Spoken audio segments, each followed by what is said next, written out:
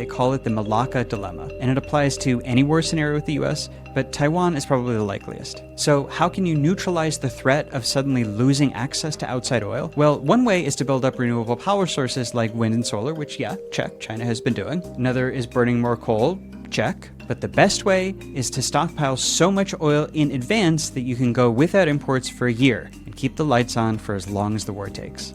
Under this theory, China had this whole no oil plan ready in case of war, but they pulled it off now both because they could, and maybe as a little demonstration to the US and Taiwan that the Malacca problem is kind of solved just to threaten them anymore, so don't expect them to hold them back. Okay, ready for theory number 2? Leverage with Donald Trump.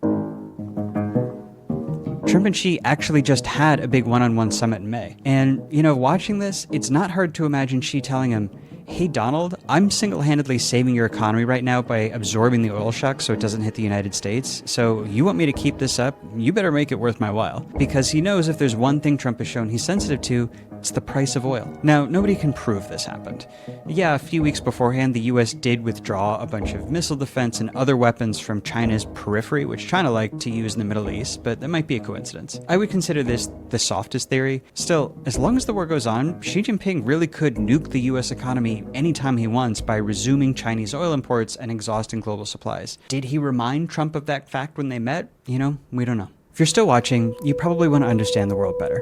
And so do the thousands of members of our club called New Press. New Press is where smart, curious people get a deeper version of what we do across our channels. In-depth interviews with the experts we speak to, conversations between creators, and the ability to connect directly with other members. To talk about what's going on in the world with other smart, curious people. Right now, it's $60 a year to become a founding member. That money goes directly to supporting this work. Your subscription also includes access to, among other things, a podcast Johnny and Iz are launching this week, as well as an exclusive video series I've been doing for a while there that I'm really excited about. No Dumb Questions, where I answer big questions about the world submitted by viewers like you. In this week's, I take on a bunch of questions about China's rise as a world power. Like, how did China and the US become adversaries in the first place? What is China's ultimate endgame as a great power? What does it want? And a lot more. You can check it out at newpress.com/questions, and the link is in the description. Now, let's get back to it. Okay, theory number 3, and I'm pretty partial to this one. Protecting China's export-based economy.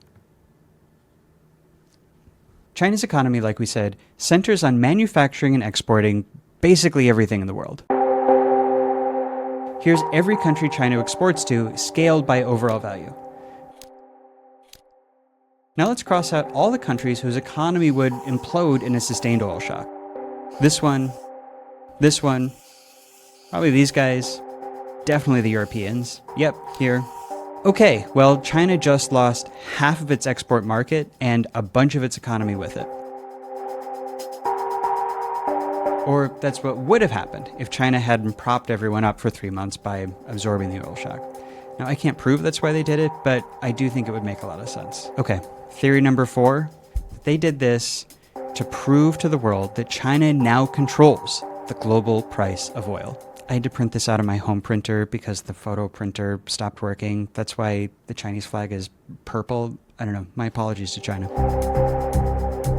Credit for this theory goes to a Bloomberg columnist named Javier Blas, who argued this was China unveiling its powerful new oil price weapon. He compares it to the 1973 oil shock, when Arab oil states like Saudi Arabia and some others shut off oil to the US, a power that got termed the Arab oil weapon and made those states a global player ever since. And he argues that, yeah, on some level this was probably about Taiwan and Malacca.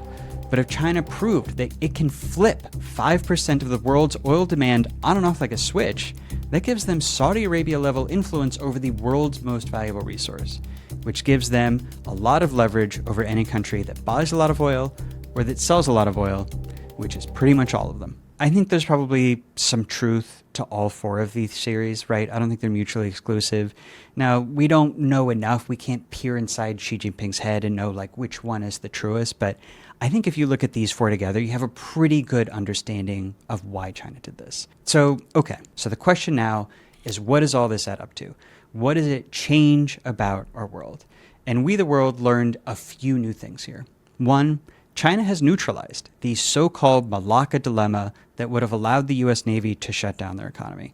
And that makes war with the US more bearable for China and an invasion of Taiwan, therefore, more likely. And 2, China now has a lot of control over global oil prices, although I don't think we yet know how they would use that power, except how they did here to blunt a global oil shock. But, the Iran war is still at a low boil, which means as long as Hormuz is at threat of closing or partially closed, Xi Jinping has a lot of leverage over the United States. He has that button on his desk that says nuke US economy. And along those lines, the US, China's big rival, it came out of this war weakened on the world stage in a lot of different ways that we talked about in the last video.